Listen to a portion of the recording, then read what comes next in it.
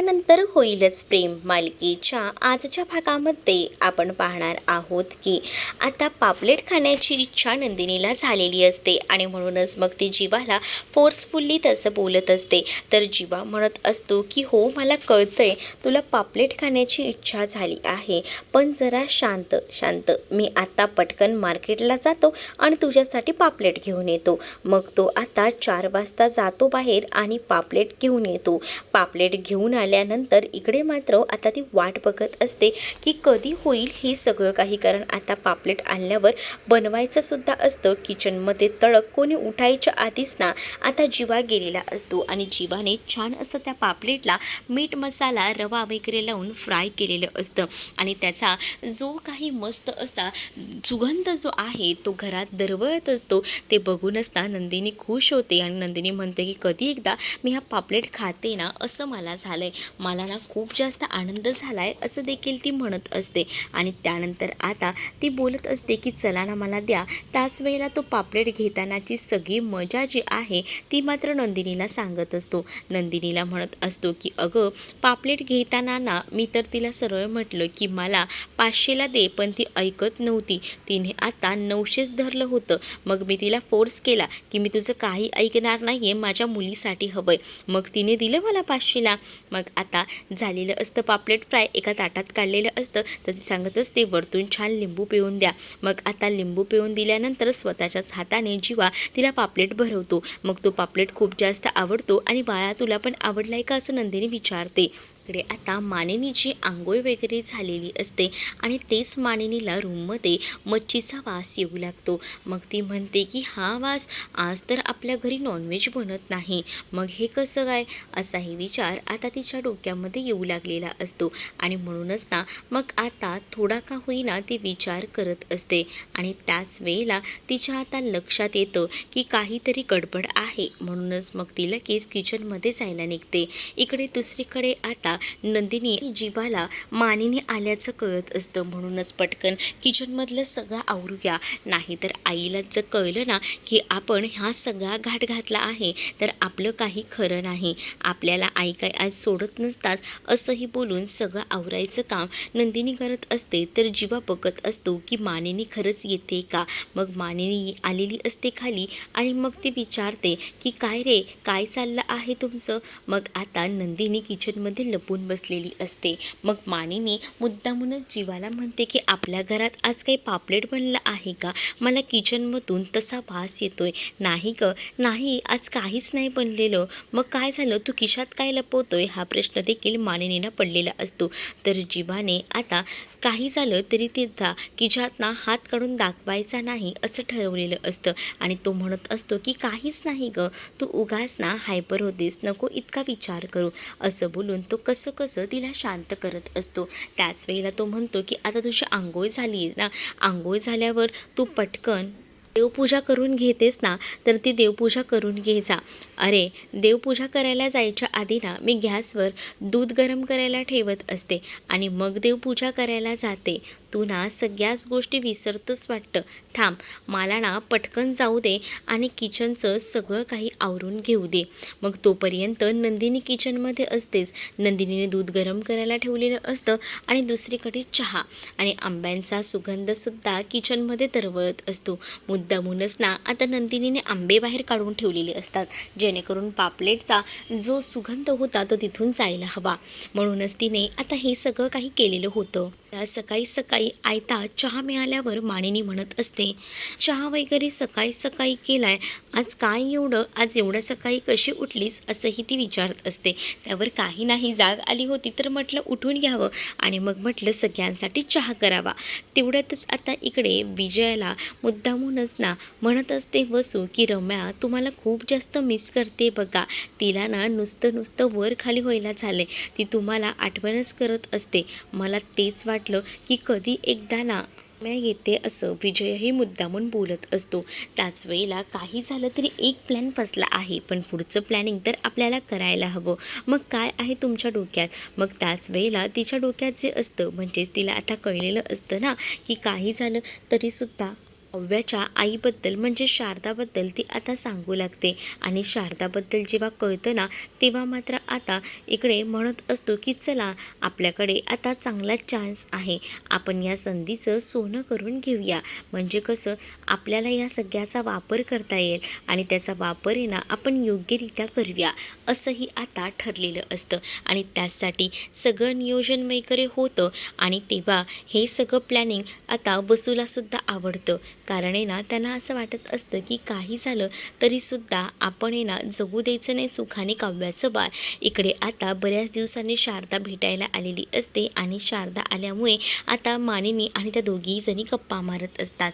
तेव्हाच ना आता मी तर म्हणते की या मुलींना ना खरंच ना स्वतःची काळजीही घेता येत नाही. तरी मी या मुलींना बरंच सांगत असते की थांबा, तुम्ही इकडे लक्ष देऊया तिकडे द्या, पण ऐकतायत तर ना मुली या. तेवढ्यातच ना विजय तिथे येतो आणि विजय आता म्हणतो की तुम्ही काव्य आणि नंदिनीच्या आई ना मला कळलं आणि तुमच्या बाबतीतही कळलं की तुमचे मिसकॅरेज झाले होते आधी.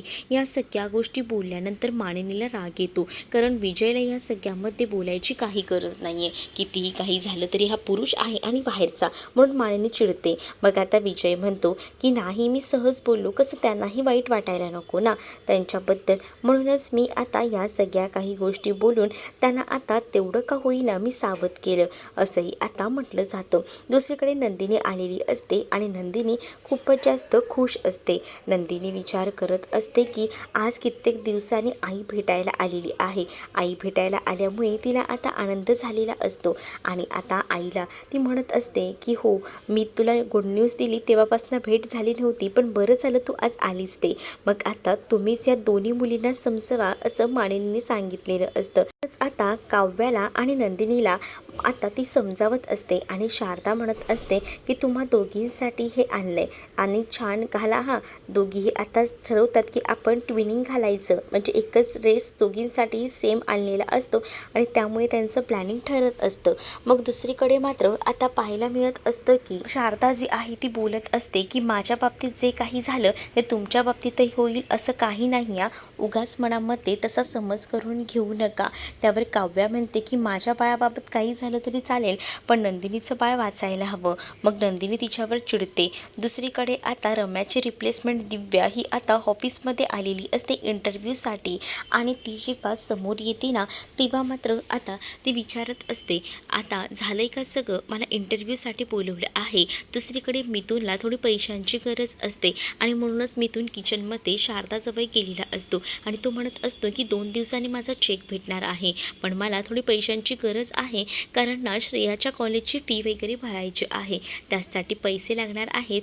हो ना, काळजी करू नका, तुम्हाला किती लागणार आहेत ते सांगा, कारण आता माझ्याकडे कॅश नाही आहे. मग मी वरती जाईन आणि मग या सगळ्या काही गोष्टी मॅनेज करेन, आठवण करा हां. पण मला आता मानिनी बोलत असते तर मानिनी मिथुनला सुद्धा सांगते की तुम्हालाही मी तेच सांगते की प्लीज हां तेवढं करा असंही आता म्हटलं जातं. तर दुसरीकडे आता पाहायला मिळत असतं की इकडे या सगळ्या गोष्टी विजयने ऐकलेल्या असतात आणि त्याला कळलेलं असतं की मिथुनला पैशांची गरज आहे.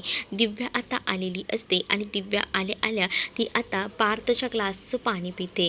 पार्थला काही ग्लासमधलं पाणी पिता येत नाही, म्हणूनच पार्थने आता पिऊनला दुसरा ग्लास आणायला सांगितलेला असतो. तेव्हा कुठे जाऊन कळतं की हा तर तो त्याचा ग्लास होता आणि ती पाणी पियाली. त्यानंतर ती सॉरी बोलते. त्याच वेळेला तिला आता प्रश्न विचारायला सुरुवात होणार असते. तिचा इंटरव्ह्यू असतो आणि त्याच वेळी तो आता तिला विचारतो की तुमचे काही डॉक्युमेंट्स वगैरे आणले आहेत का, तर ते दाखवा. पण ती म्हणते की मी तुम्हाला माझ्या कामाचं नियोजन सांगते, कारण मी रम्या शितोळे ह्यांचे आधीचे प्रोजेक्ट्स आधी त्यांनी जे काही प्लॅनिंग केले आहेत ना ते सगळे बघितले, पण ते सगळे काही ना एकदमच फ्लॉप होते. उगाच अवाढव्य किमती सांगायच्या आणि लोकांना आपलंसं करायचं असं नसतं ना, यामध्ये सुद्धा बरीच मेहनत असते आणि ती तिचं प्लॅनचं महत्त्व जे आहे कशा पद्धतीने हव्या त्याबद्दल ती सांगत असते. आणि हे सगळं ऐकून ना आता पार्थ तर इम्प्रेस होतो. पार्थला असंच काम करण्यासाठी एखादी मुलगी हवी होती आणि परफेक्ट रम्याची रिप्लेसमेंटच आता त्याला भेटलेली असते आणि त्यामुळेच ना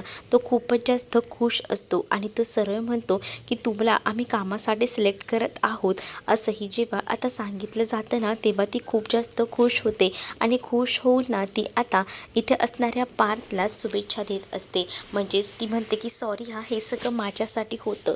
दुसरीकडे आता नंदिनी आणि काव्या रूममध्ये असतात. तर त्याच वेळेला आता काव्या मुद्दामून नंदिनीची मजा घेत म्हणत असते की मला ना आजकाल ना असं चमचमीत खायचं मन करतं आणि त्याच वेळेला ती म्हणत असते की मस्त असा पापलेटचा सुगंध आहा, पापलेट लिंबू पिऊन असा वरपायचा असंही ती आता म्हणत असते की हो का, तुला ह्या सगळ्या गोष्टी खाव्याशा वाटतात, अजून काय काय वाटते गं खावंसं सांग ना.